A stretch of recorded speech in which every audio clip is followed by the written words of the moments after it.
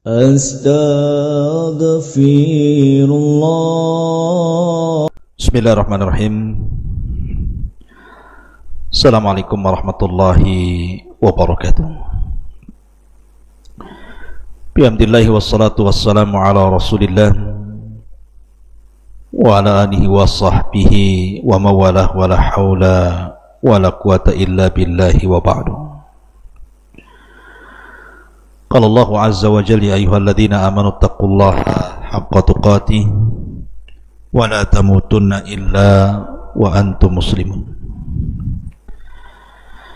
Ma'asyiral muslimin yang dimuliakan Allah subhanahu wa ta'ala, alhamdulillah di malam hari ini kita kembali bisa duduk untuk bertalabul ilmi. Salawat dan salam masih tetap kita haturkan kepada Rasulullah Muhammad sallallahu alaihi wasallam. Allahumma salli ala sayyidina Muhammad wa ala alihi wa sahbihi wa man sara ala nahjihi ila yaumiddin.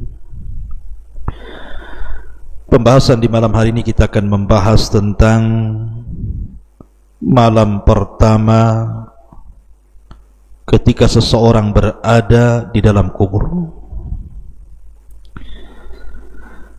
Ketika Allah subhanahu wa ta'ala mencabut nyawa seorang insan, kemudian ruhnya diangkat ke langit. Bagi ruh orang yang beriman, maka pintu-pintu langit akan dibuka kepada mereka, dan Allah subhanahu wa ta'ala akan katakan kepada dia, kembalikan ruhnya ke dalam jasadnya dan angkatlah catatannya ke tempat yang paling tinggi. Tapi kalau seandainya dia seorang kafir, munafik, jangankan lagi pintu langit kedua, ketiga sampai ketujuh, langit pertama pun tidak akan dibuka kepada orang kafir itu. Ketika ruh orang kafir ini terkafan dengan kafan dari neraka dan memiliki bau busuk yang luar biasa, dinaikkan para malaikat ke langit, maka penjaga pintu langit yang pertama tidak mau membukakan pintunya,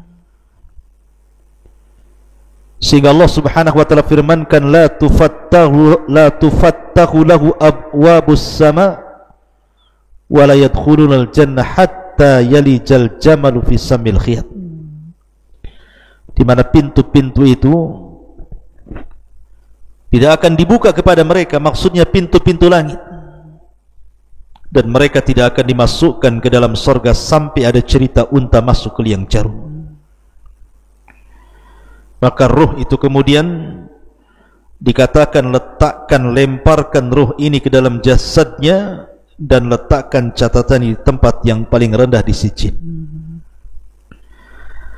Ma'asyiral muslimin yang dimuliakan Allah azza wa jalla, ketika ruh sudah kembali dalam jasad dalam kuburan itu, apa yang terjadi? Peristiwa apa yang berlaku? Ma'asyiral muslimin yang dimuliakan Allah subhanahu wa ta'ala,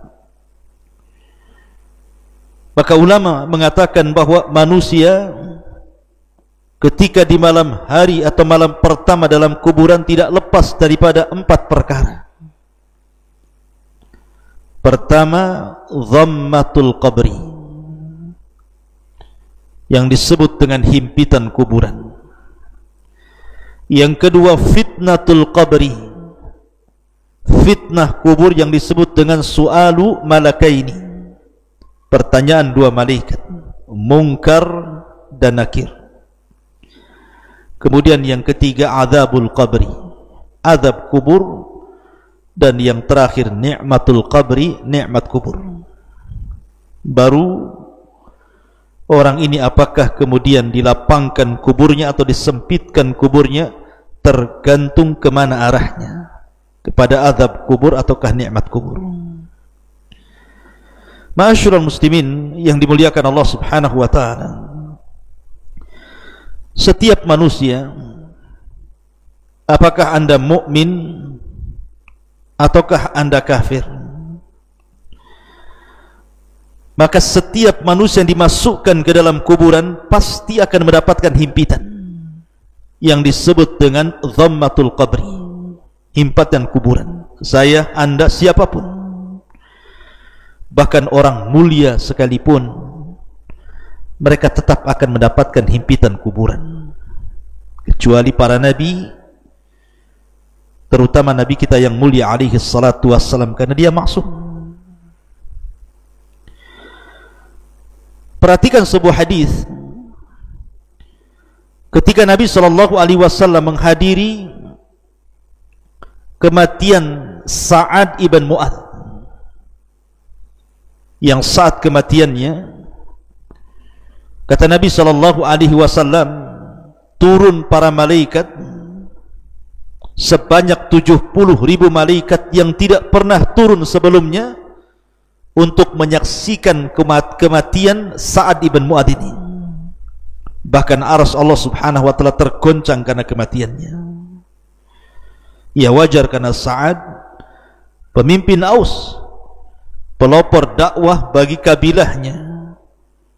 Bahkan juga dia termasuk para pemimpin dari Bani Quraidah, dan dia pula yang menyebabkan banyak orang-orang Ansar masuk Islam. Makanya wajar kematiannya menggetarkan arsy Allah Subhanahu wa taala. Akan tapi apa yang terjadi? Nabi SAW ketika melihat Sa'ad ibn Mu'adz ini, dia mengatakan ketika saat jenazahnya dimasukkan ke liang lahat, dan mengatakan, "Lau aflata ahadun min dhammatil qabri la aflata hadha Sa'ad."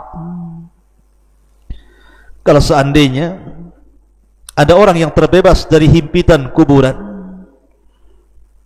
tentu yang akan selamat adalah orang ini, Sa'ad ibn Mu'adz.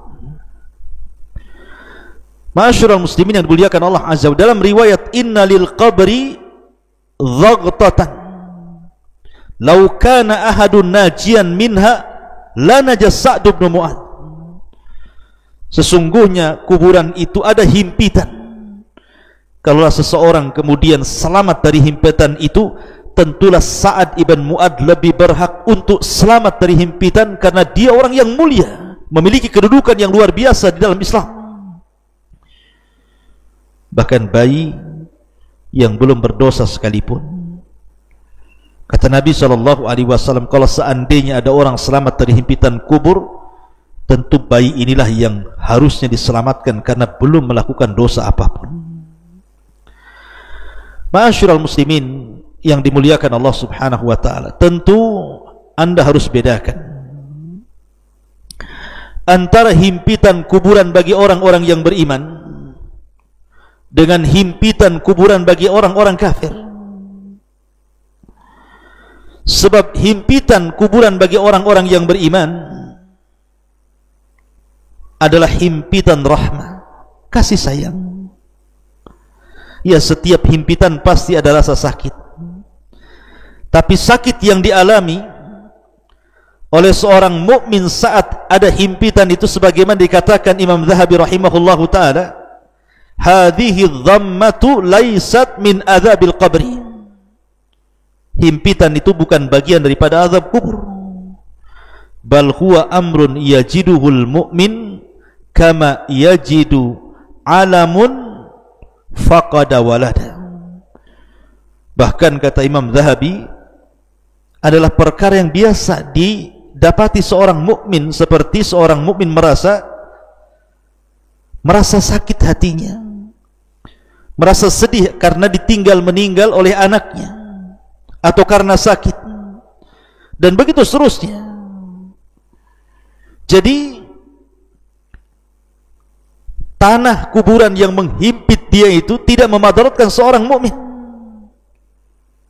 Bahkan dikatakan oleh Imam As-Sa'di rahimahullahu ta'ala, la yanju min dhammatil qabri salihun wala talihun ghaira anna al-farqa bainal muslimi wal kafiri fiha dawamu dhagti lil kafir wa husul hadhil halati lil mu'min fi awwali nuzulihi ilal qabri thumma yafsahu lahu.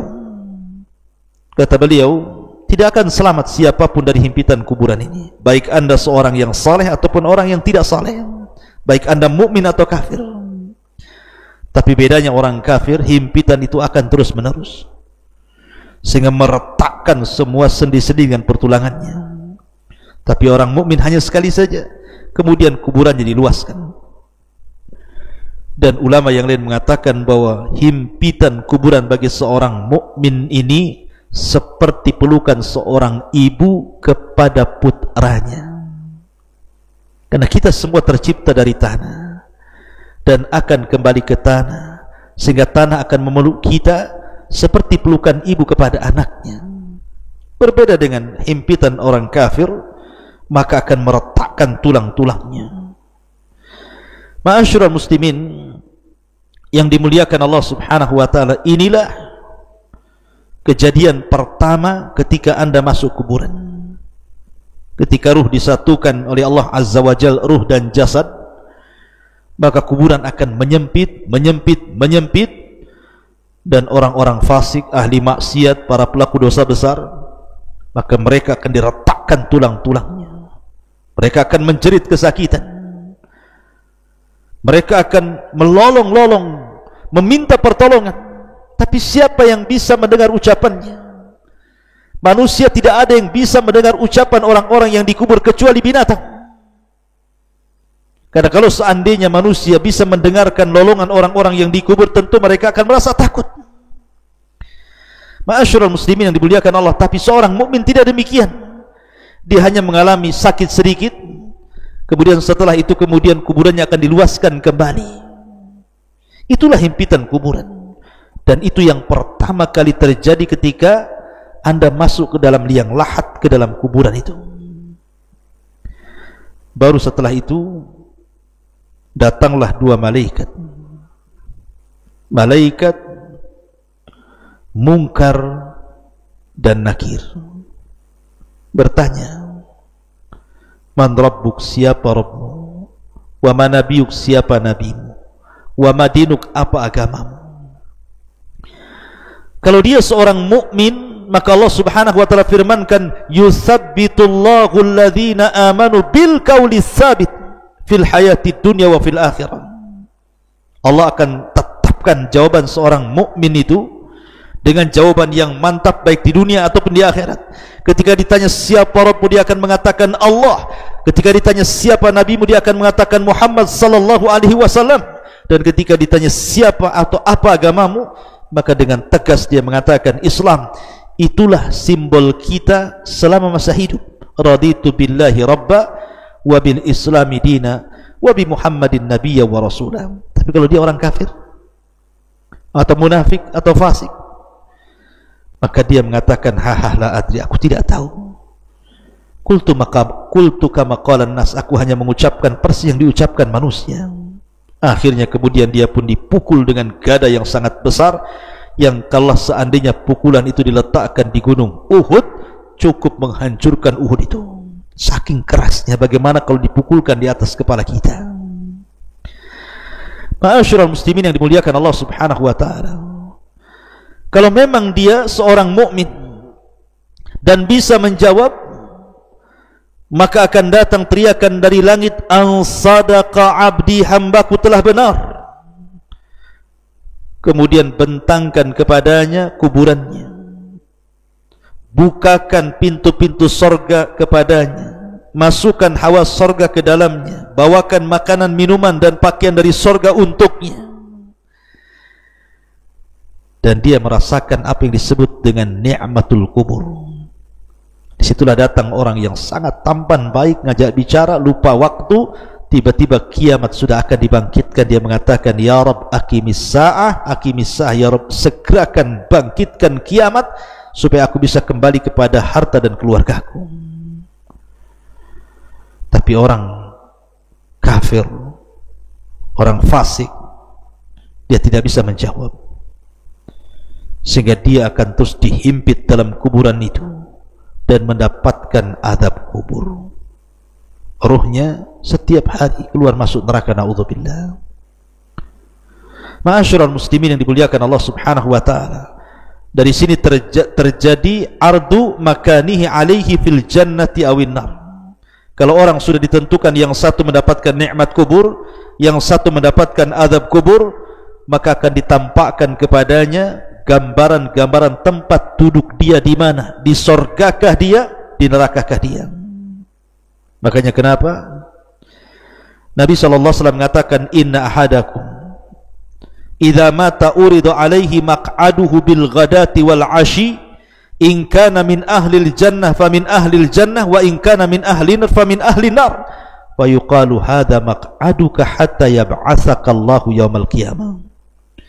Apabila salah seorang di antara kalian meninggal, ditampakkan tempat duduknya setiap pagi dan petang. Kalau dia termasuk penduduk sorga, ditampakkan sorga padanya. Kalau dia termasuk penduduk neraka, ditampakkan neraka padanya. Dan dikatakan itulah tempat dudukmu yang Allah akan tempatkan kepada hari kiamat. Na'udzubillah. Ma'asyiral muslimin yang dimuliakan Allah Subhanahu wa taala, kita hanya bisa berdoa kepada Allah Subhanahu wa taala, semoga kita diselamatkan daripada fitnah kubur, diselamatkan daripada azab kubur. Makanya kita disuruh berdoa sebelum salat dari beberapa fitnah. Salah satunya adalah fitnah kubur, karena fitnah kubur ini bisa saja raudun min riyadil jannah atau hufrun min hufarin nar.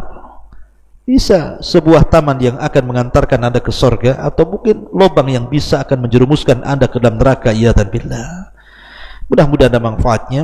Kita berlindung kepada Allah Azza wa Jalla dari fitnah kubur dan azab kubur. Subhanakallah bihamdika asyhadu an la ilaha illa anta astaghfiruka wa atubu ilaik. Allahu ta'ala. Assalamualaikum warahmatullahi wabarakatuh.